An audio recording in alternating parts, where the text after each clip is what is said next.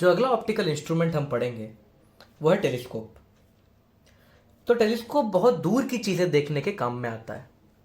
जैसे अगर आपको जुपिटर देखना हो, जुपिटर के मून्स देखना हो, सैटर्न वगैरह देखना हो, या बहुत दूर के कोई क्लस्टर स्टार क्लस्टर्स देखना हो, तो टेलीस्कोप का यूज़ होता है। टेलीस्कोप का मेन काम होता है ज़्यादा से ज़्यादा लाइट को गैदर करना, ज़्यादा से ज़्यादा लाइट को इकट्ठा करना। देखिए, आप जुपिटर को देख तो सकते हो, लेकिन प्रॉब्लम यह है कि जुपिटर बहुत दूर है। और क्योंकि जुपिटर बहुत दूर है और आपकी आंखों का साइज बहुत छोटा है, तो जुपिटर से निकलने वाली कितनी लाइट आपकी आंखों की रेटिना तक पहुंचेगी? बहुत ही कम। तो जुपिटर से निकलने वाली बहुत ही कम लाइट आपके आंखों के अंदर घुस पाती है। लेकिन अगर आप टेलीस्कोप यूज़ करो और टेलीस्कोप का मेन लेंस इतना बड़ा हो, तो आपकी आंख जो इत्तू सी है, इत्तू सी ओपनिंग होती है आपकी आंख में, आपकी आंख के कंपैरिजन में टेलीस्कोप बहुत ज़्यादा लाइट गैदर कर पाएगा। और अगर हम लाइट को गैदर कर पाएँ तो ऑब्जेक्ट भी हमें अच्छे से दिखेगा। तो टेलीस्कोप का सबसे मेन काम है लाइट को गैदर करना। मैग्निफिकेशन मेन काम नहीं है टेलीस्कोप का। ओके, किसी भी टेलीस्कोप के दो लेंस होते हैं। पहला होता है ऑब्जेक्टिव और दूसरा होता है आईपीस। आईपीस उस लेंस को कहते हैं जो आंखों के पास है, और जो दूसरा लेंस होगा वो ऑब्जेक्टिव। जो ऑब्जेक्टिव होता है वो लार्ज इन साइज होता है। तो आप ये देखिए, इस तरीके का टेलीस्कोप होता है। ऑब्जेक्टिव लार्ज साइज होता है। इसका साइज लार्ज होता है ताकि ये ज़्यादा से ज़्यादा लाइट इकट्ठा कर सके। और आईपीस का साइज देखो, छोटा है। तो objective is large in size, as large as possible, so that it can gather more light. बड़े बड़े ऑब्जेक्टिव वाले टेलीस्कोप्स भी होते हैं। 10 मीटर के डायामीटर का ऑब्जेक्टिव भी है। 10 मीटर समझते हो कितना होता है? 10 मीटर मतलब एक 2 माले जितनी बिल्डिंग। इतना बड़ा ऑब्जेक्टिव भी प्रेजेंट है दुनिया में। इतना बड़ा, इतना मोटा टेलीस्कोप भी है। जो ऑब्जेक्टिव का फोकल लेंथ होता है वो ज्यादा होता है। तो चिल्ड्रन, ये माइक्रोस्कोप से एग्जैक्ट उल्टा है। माइक्रोस्कोप में ऑब्जेक्टिव छोटा होता था और उसका फोकल लेंथ भी छोटा होता था, लेकिन टेलीस्कोप में एग्जैक्ट उल्टा है। टेलीस्कोप में ऑब्जेक्टिव बड़ा भी है और उसका फोकल लेंथ ज्यादा भी है आईपीस से। सो लेट अस सी कि एक टेलीस्कोप का रे डायग्राम कैसा होता है। So here we have a telescope. ये ऑब्जेक्टिव है और ये आईपीस है। देखते हैं ये वर्क कैसे करता है। तो ऑब्जेक्टिव का फोकल लेंथ बहुत बड़ा, ये देखो, ये इतना बड़ा ऑब्जेक्टिव का फोकल लेंथ है। यहां से लेके यहां से इस तरफ। ये आईपीस का नहीं बना रहा हूं, ये फोकल लेंथ ऑफ ऑब्जेक्टिव बना रहा हूं। ओके, मैंने फोकल लेंथ ऑफ ऑब्जेक्टिव बनाया। इतना बड़ा फोकल लेंथ होता है ऑब्जेक्टिव का, और आईपीस का फोकल लेंथ काफी कम होता है। तो चिल्ड्रन, हम टेलीस्कोप से जब देखते हैं तो ऑब्जेक्ट बहुत दूर होता है, जैसे मून, जुपिटर, सैटर्न। तो ऑब्जेक्ट से जो रे आ रही होंगी ना, वो रे पैरेलल आ रही होंगी इस तरह से। तो these are the rays coming towards the objective। तो ऑब्जेक्टिव के पास इस तरह से पैरेलल रेज आ रही हैं। यहां कहीं तो एक स्टार है या जुपिटर है, कुछ भी है, मैं स्टार बना देता हूं। यहां पे कोई तो चीज है, जुपिटर वगैरह है। वहां से लाइट इस तरह से पैरेलल आ रही है। पैरेलल मतलब बहुत दूर से आ रही है।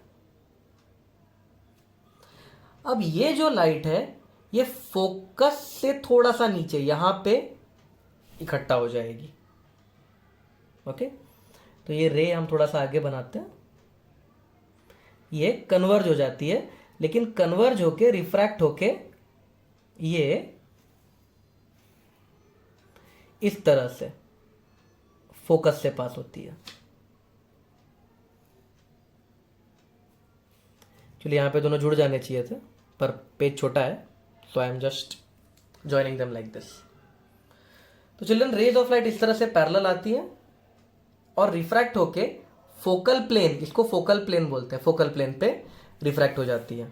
तो यहां पे बनता है हमारा इंटरमीडिएट इमेज, इसे कहते हैं इंटरमीडिएट इमेज।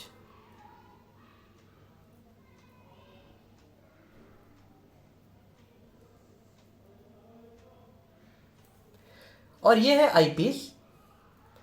अब आईपीस के फोकस के अंदर अगर इंटरमीडिएट इमेज आ जाए तो एक बड़ा इमेज बनता है, ये तो हमें पहले से पता है। तो इसके आगे का रे डायग्राम कुछ ऐसा होगा, जो रे पैरेलल जा रही है वो रिफ्रैक्ट होके आईपीस के फोकस से पास होगी, और जो रे ऑप्टिकल सेंटर से इस तरह से जा रही है वो सीधी सीधी पास हो जाएगी। तो यहां बनेगा हमारा फाइनल इमेज।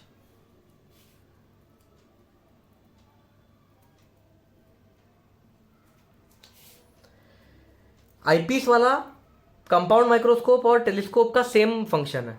ओके, यहाँ पे फोकल लेंथ ऑफ आईपीस, यहाँ पे फोकल लेंथ ऑफ आईपीस, ये देखिए focal length of eyepiece, focal length of eyepiece. तो ये तो कंपाउंड माइक्रोस्कोप जैसा ही है, जो रे सीधी जाएगी आईपीस से पास होगी, जो रे ऑप्टिकल सेंटर से जाएगी, फिर ये हमारी आंखें यहाँ पे है, ये बैक ट्रेस होगा, ये फाइनल इमेज बनेगी। Okay, so this is the ray diagram of telescope. Now these are the relevant formulae for telescope. Telescope में जब इमेज नियर पॉइंट पे बनती है, नियर पॉइंट मतलब 25 सेंटीमीटर, टेलीस्कोप में जब इमेज नियर पॉइंट पे बनती है तो मैग्निफिकेशन का फॉर्मूला होता है FO अपॉन FE, यानी focal length of objective upon focal length of eyepiece into 1 plus FE upon D, D मतलब 25 सेंटीमीटर। और जो ट्यूब की लेंथ होती है, लेंथ ऑफ द ट्यूब, उसका फॉर्मूला होता है FO plus D times FE upon D plus FE। इसका जो डेरिवेशन है it's given in many text books, so you can refer the text books for derivation. और जब इमेज इन्फिनिटी पे form होती है तो मैग्निफिकेशन का फॉर्मूला होता है focal length of objective upon focal length of eyepiece, और लेंथ ऑफ द ट्यूब हो जाता है FO प्लस FE। तो ये चारों फॉर्मूलाज आपको बाय हार्ट रखना है, इस पे सीधे सीधे क्वेश्चन आते हैं। The question on all these 4 formulas are straightforward. सारे डेटा दिए हुए होंगे, कोई एक आध डेटा मिसिंग होगा, उसे हमें फाइंड आउट करना होता है। तो ये फॉर्मूलाज याद कर लीजिए। ये फॉर्मूलाज तब यूज करना है जब इमेज नियर पॉइंट पे मतलब 25 सेंटीमीटर पे बनेगी। ये फॉर्मूलाज तब यूज करना है जब इमेज इन्फिनिटी पे बनेगी। अब इस कंसेप्ट पे एक न्यूमेरिकल करते हैं। फोकल लेंथ ऑफ आईपीस दिया है 5 सेंटीमीटर,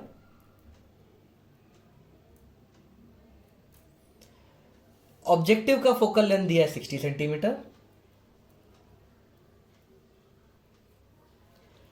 मैग्निफिकेशन पूछा है नॉर्मल एडजस्टमेंट और नियर पॉइंट के लिए। तो सबसे पहले हम मैग्निफिकेशन का फॉर्मूला लिख देते हैं। For normal adjustment, normal adjustment का मतलब इमेज एट इन्फिनिटी, ये होता है नॉर्मल एडजस्टमेंट का मीनिंग, इमेज एट इन्फिनिटी। तो क्या फॉर्मूला था मैग्निफिकेशन का?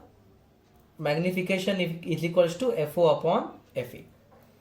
FO का वैल्यू दिया है 60, FE का वैल्यू दिया है 5, तो आंसर आ जाएगा 12। तो 12 is the magnification in normal adjustment.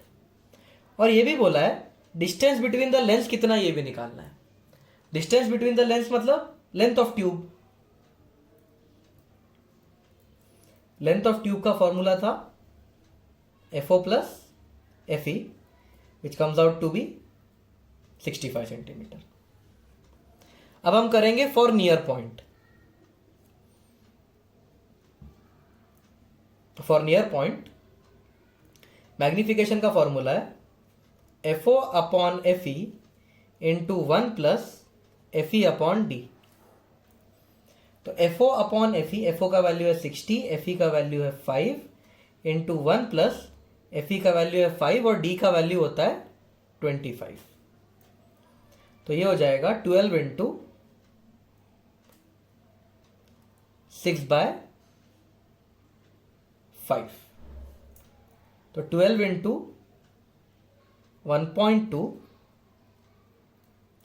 14.4 is the magnification for near point. और जो लेंथ ऑफ ट्यूब होता है उसका फॉर्मूला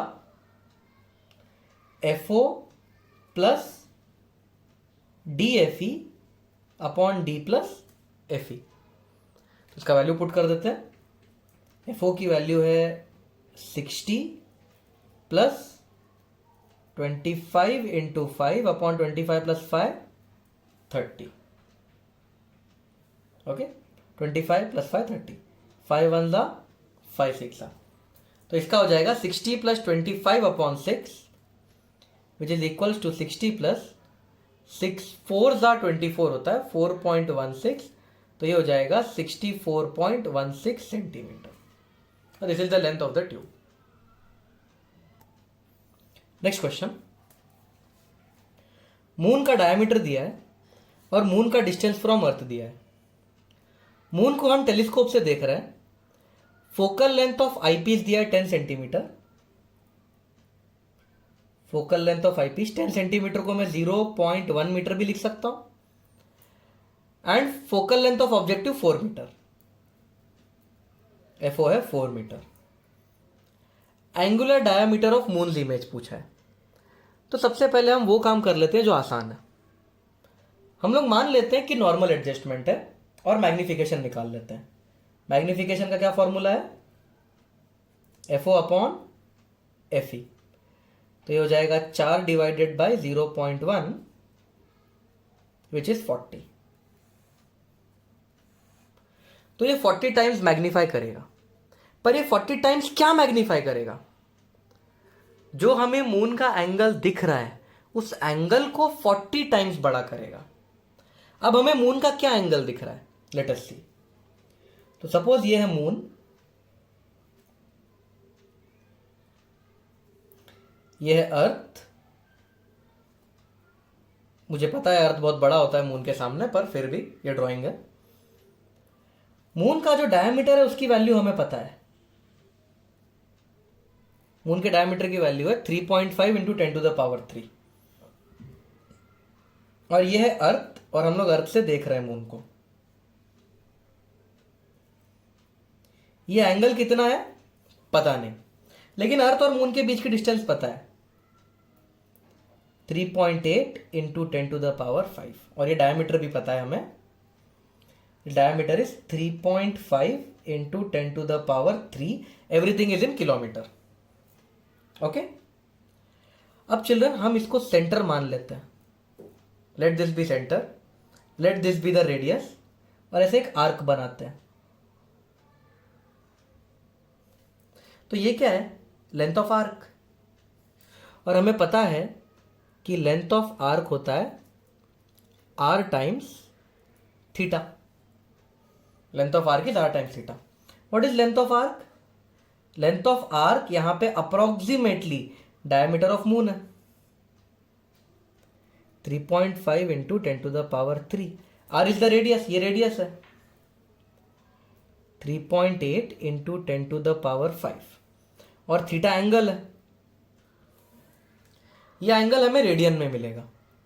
तो ये हो जाएगा 3.5 upon 3.8 into 10 to the power -2 is theta in radiance.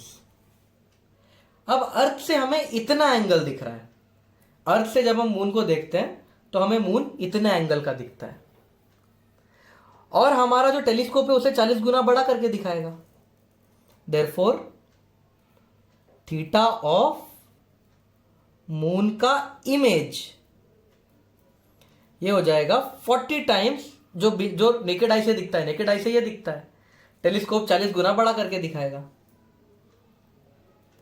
35 upon 38 into 10 to the power -2.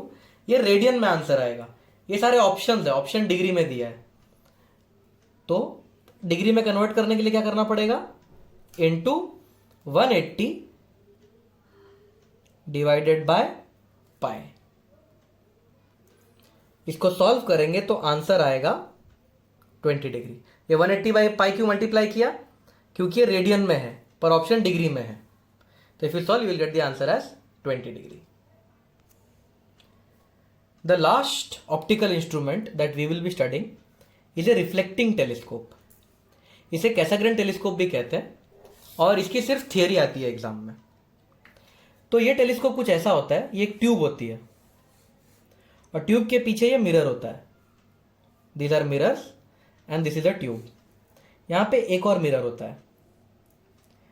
तो बहुत ही दूर के ऑब्जेक्ट से लाइट कुछ इस तरह से एंटर करेगी,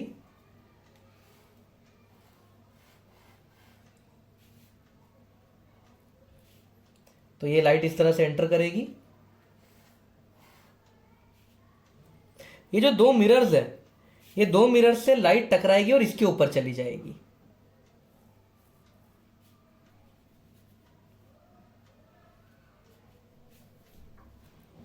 अब इस मिरर्स, यहां पे एक और मिरर है, इस मिरर से टकरा के लाइट आईपीस में घुस जाएगी।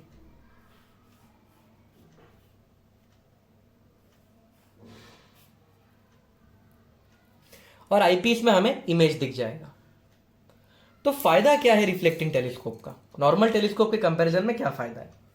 जब आप नॉर्मल टेलीस्कोप से देखते हो तो आपको मून जो व्हाइट कलर का है, उस व्हाइट कलर के आसपास कुछ ऑरेंजिश, ग्रीनिश, ब्लूइश कलर के टिंट दिखते हैं। इसे क्रोमैटिक एब्रेशन कहते हैं। लेकिन रिफ्लेक्टिंग टेलीस्कोप में जो मून है वो पूरा का पूरा व्हाइट दिखता है, यानी कि उसमें extra colours, unwanted colours enter नहीं होते। तो रिफ्लेक्टिंग टेलीस्कोप या कैसेग्रेन टेलीस्कोप का पहला एडवांटेज है क्रोमैटिक एब्रेशन नहीं होता। दूसरा, रिफ्लेक्टिंग टेलीस्कोप का साइज बहुत छोटा होता है। They are small in size. अगर उनका साइज छोटा है तो उनका वेट भी कम है। एक नॉर्मल टेलीस्कोप 20 किलो 30 किलो का भी हो सकता है, 20 kg 30 kg तक का भी होता है, और बड़ा वाला लेने जाओगे तो 100 किलो 500 किलो 1000 किलो का भी हो सकता है। रिफ्लेक्टिंग टेलीस्कोप उससे 1/10 वेट पे आ जाता है। 2 किलो 4 किलो 10 किलो के होते हैं ये। So they are light and they are small as compared to a normal telescope. तो ये इसका एडवांटेज है कि ये पोर्टेबल है, एक जगह से दूसरी जगह पे इसको लेके जा सकते हैं। जबकि जो बड़े बड़े टेलीस्कोप्स हैं उनको एक जगह से दूसरी जगह पे ले जाना बहुत मुश्किल होता है।